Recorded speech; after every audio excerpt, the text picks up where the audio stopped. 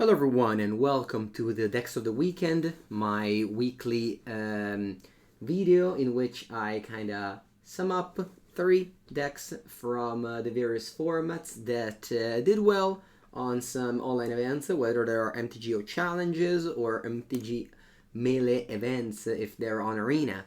Today I'm gonna start with Modern, starting with this blue-white Urza, a very cool deck. I love Urza, High Lord Artificer, and it always came in some little bit short since they banned the Mox Opal. So it's nice to see it still doing well in the Modern Challenges. This list in particular made the top 4.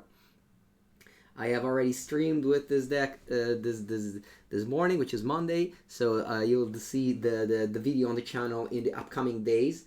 The deck is based around the Urza, of course, as well as the combination of Top Tier Foundry, Sword of the Meek to get infinite tokens with Urza, gain infinite life, and make infinite Thopters. There's also a Chalice of the Void decks.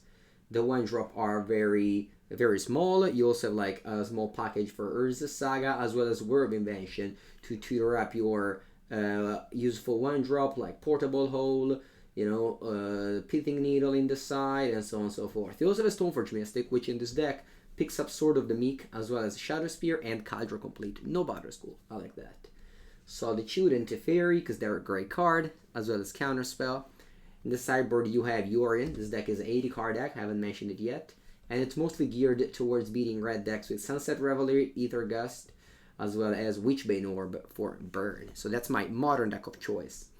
Today I'm going to also feature a format that I'm not really playing on my stream, but it's definitely popular. I mean, it's a Magic Online format after all, in the same way of Pauper and Vintage. There's also Pioneer, which used to be a very important format for Paper Magic before COVID, and now got a little bit of a setback. But on Magic Online it's still strong, and they still make plenty of important events, such as a PTQ that happened on MTGO. So Dom Harvey won on Magic Online. His nickname is Capriccioso, and he won with Jeskai Ascendancy, or rather 4-color Ascendancy. You have Sylvan Caryatid, and as well as Fabor Elder, and you use Jeskai Ascendancy to tap it to produce a lot of value between Consider, Opt, Expressive Iteration, and use Treasure Cruise for just card advantage, so you can keep on going, and then finally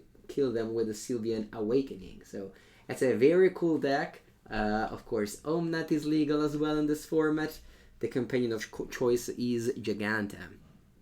And so yeah, Pioneer, again, I'm not really playing very much on my stream because I think Modern is more popular, and also I know it very well, whereas Pioneer, I haven't been following it since 2 years.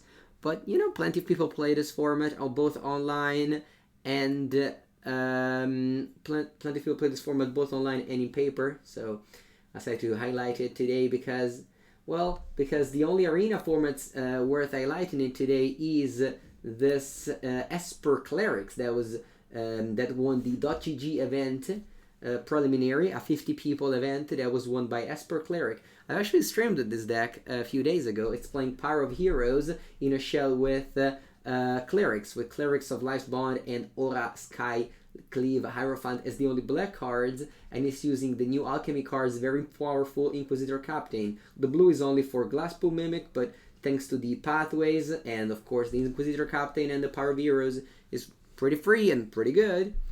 You have the Angel of Unity, as well as to power up your party creatures, and they're almost all party creatures. And then you have life gain cards in the form of Lunarch Veteran and Cleric of the Life's Bond to power up Valkyrie and Voice of the Blessed.